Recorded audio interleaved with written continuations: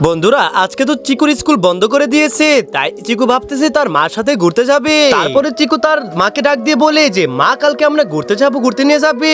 কিন্তু তার মার মনটা অনেক খারাপ ছিল, কার সাথে বেশি কথা বলে না, মন খারাপ করে বলে যে আমি যাবো না, আমার মন ভালো নেই। তারপরে মা রাগ করে চলে যায়। তারপরের দিন সকালে তাদের মাকে সে বলতে থাকে যে মা ঘুরতে নিয়ে যাবে আজকে, কিন্তু তখনও সে মানা করে দেয়, তাদেরকে একাও যেতে দেয় না আর তার সাথে নিয়েও যায় না। তারপরে তাদেরকে মানা করে এখান থেকে চলে যায় আর প্রিয়া আর চিকু একসাথে বাসায় রয়ে যায়। তারপরে রাতে চিকু আর প্রিয়া তার মাকে জিজ্ঞেস করলো মা তুমি একদিনে কত টাকা কামাও? তখন তার মা বললো যে আমি 20 লাখ টাকা কামাই। আসলে তার মা ফ্র্যাঙ্কচিজ করে। তারপরে চিকু আর প্রিয়া একটা চেক বই লিখে তাদের নামে অনেকগুলো টাকা ছিল, ওইগুলো টাকা তার মার হাতে দেয়। তারপরে বন্ধুরা যেটা হয়েছিল সেটা দেখার আগে তুমি যদি চাও তোমার মা সারা জীবন বেঁচে থাকুক তাহলে ভিডিওটি লাইক করে চ্যানেলটি সাবস্ক্রাইব করে দিও। তারাই লাইক সাবস্ক্রাইব করবে তারা মাকে বেশি ভালোবাসে। তারপরে প্রিয়া চেকটা তার মার হাতে দেয়, তার মা চেক পেয়ে অনেক খুশি হয়ে গেছে। তারপরে বলে ঠিক আছে টাকাটা উঠিয়ে আমরা ঘুরতে যাবো, আর আমি আজকে অ্যাপ্লাই করে দিচ্ছি, আমরা কালকেই চলে যাবো বাইরে একটু ঘুরে আসবো।